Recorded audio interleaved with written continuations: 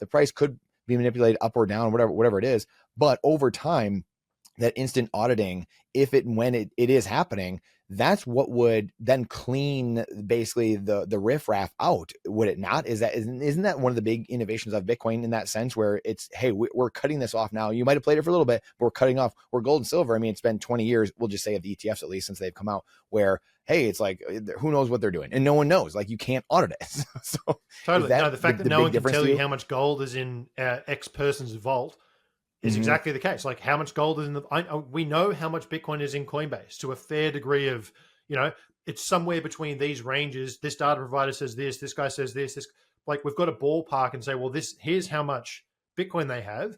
And then via various other methods, you can say, well, they've got so much debt, or they've got basically no debt. So you can actually compare and like say, well, how much is your off-chain book versus your on-chain book?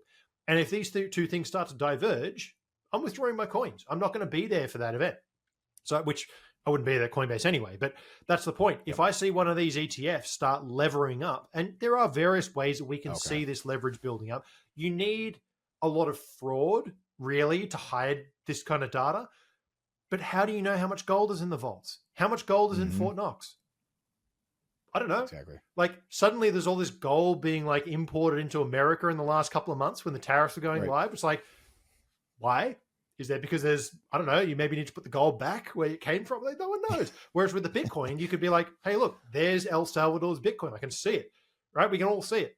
So it's one of those types of dynamics where the fact that we can call bullshit, and most importantly, and this is why self-custody is so important, the lesson that I took from FTX when it blew up, I mean, there's many lessons, but I always take one like a token reminder from that cycle.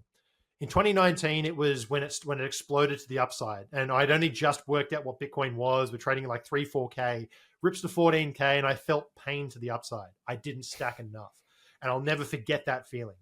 When FTX blew up, it was, okay, that's an annoyance. But it wasn't, oh shit, I'm destroyed, I'm ruined, I've lost all my coins.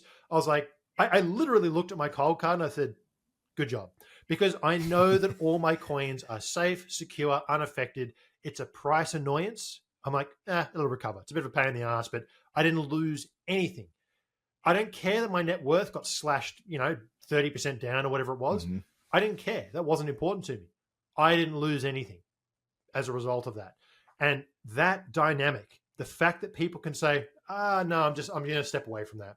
I'm going to sell that and just take my assets out. And I suspect that when the ETFs, and they'll eventually have in-kind redemption and withdrawal.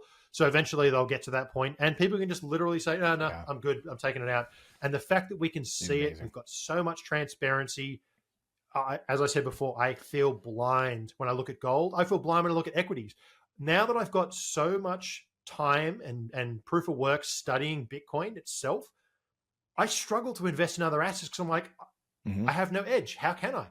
Like, everything is opaque bullshit. And you're like, this is just TradFi nonsense. It's totally rigged. Whereas Bitcoin, I have more edge than like 99% of Wall Street analysts will ever have on this asset, simply because I can see it. And I've spent, a couple of years studying the data. So, that kind of stuff just gives me a lot of, I'm going to forget which market analyst says this, but put all your eggs in one basket and watch that basket very carefully. That's pretty much my philosophy. If some dude in the TradFi world looked at my portfolio and saw like 95% Bitcoin, he'd be like, what, are you insane? I'm like, maybe, but I know a lot about that 95. I know a hell of a lot about what's going on. It's the 5 I'm worried about. I don't know anything about the gold. I don't know what's going on. All I know is that number's probably going to go up. That's my thesis. Gosh, you just made me think of like so many memes and so many like rabbit holes right there alone. It's just like, and also that's one other thing. Gold's meme game stinks. That's why Bitcoin's kicking its ass, because Bitcoin's meme game is so much better. It was one of the things that popped in my head was that too. It's like one of the bets on, I tell people all the time, there's so many reasons to invest in Bitcoin and buy Bitcoin, earn in Bitcoin, whatever it is. One of those million reasons is the social layer. Like you have a younger generation who like they're looking at the legacy system constantly imploding on itself with opaqueness and, like information asymmetry, like and it's touted as like, well, it's the inefficiencies of the market. You can get an advantage. And it's like, no, it's like, it's not what you know, it's who you know. Like if I can get closer to the printer, and they just don't tell you that, right? Like, it's like, Totally. it's just a complete scam. And then you have the younger generations looking at all that, and they're like, I'm not playing that game. Like, I want something that's transparent, you know, the rules, not rulers, you know, moniker, I guess, to a degree, right? And it's like, I'm not playing this. Like, you guys are morons. I had another experience literally yesterday. So I own a bunch of US stocks, and I've got two different apps, two different brokerage apps. One of them is a new upstart company, and very good, right? I got my dividends like 3 days after they were paid. And that's because we had a public holiday here in Australia. So I gave a little bit of leeway, but on my like traditional old school part of my banking app, I literally called them yesterday, and I was like, guys, look, this dividend was paid 2.5 weeks ago. I know there was a public holiday last Monday. Where is it? And they go, oh, yeah, so for international dividends, we've received it, but we only pay it out after 21 days. And now I'm like, okay, so you're going to go and collect the interest on my dividends for 21 days before I'm like, it's a scam. It's a scam. Why do I own any of this shit? I should just sell it all and just own Bitcoin. I know it. It's just a good example of like what we're here for. Like, you know, it's a raw. And it's the greatest trade. I mean, it's the greatest, you know, there's no, what better trade is there than defunding this legacy, you know, inflationary, fiat, corrupt, debt-based monetary system we have. Like, there's no better investment you can make than I'm pulling this out of the system, sucking the oxygen out, doing my part. You guys can collapse. You can be in the Titanic, go down with the ship. I'll be here in this scary little life raft, this $2 trillion asset. It's small. It's in the dark sea. I know it's scary, but I know you're going down. Like, I 100% know you're going down. It might take a little while. It takes a few hours, but I at least have a chance to survive. And those every time I stack sats, it varies. It varies how much, but like I've got two balls that I'm holding. I'm trying to weigh up which one's which. One of them is like, I'm buying Bitcoin because it makes a hell of a lot of sense. It's a good investment. And, you know, I kind of understand where it's going.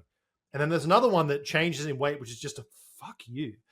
Like, and that one, like sometimes when I get like a phone call like that, where I'm like, you telling me you're ripping me off for like a month and a half? The fuck you goes up a lot. You smash by and you're like, that's go down, go to hell. Literally. It's oh my, yeah. I was talking to CJ Constantino. Yeah, I was, and he was like, I hesitate to say it, but I think like all this Bitcoin has been there. He's like, I overdrafted on my bank account the other day. And I was like, yeah. Heck yeah, man. Cause it's like, I'm defunding. And then it's like, you get to a point where like you're getting hit with like a service charge, a monthly charge, because you're under $1,000 or 5,000 or $100 or whatever. It's like, what is going on? Like I'm paying you to hold and that's not even to account for the, you know, the 0.1% they give you an interest, which is way below, you know, the real rate. You're always paying them to hold your money. It's just the wildest thing. Yeah. They probably do stuff at the same in the US, but you're right. Like the default bank account here is like 0.1%, but then they also have these little games like that they list on their website. You'll get 3.5% or 4%, but only if you only deposit over a certain amount, and if you withdraw 1 cent, then it actually defaults back to the 0.1. And like people live their life where, I don't know, maybe I just need to pull $100 out to go and pay for dinner or something. So the whole thing is a scam to just like take your money in. It's like, I'm going to take it all out and take it out for sure. Stuff. Yeah, and then what are you going to feed me on then? If I have nothing in there, if I just take it all out and put it in Bitcoin, I have zero in my account, then what are you going to take, bud? You know, they're going to take it from the 97% who will never get it. That's exactly. Yeah. No, it's so true. If you like that clip, then you definitely got to check out this next spicy clip. I think you're really going to like it. Come on, check it out. But if you want the full version, the full interview, then check that out over here. Come on, do it.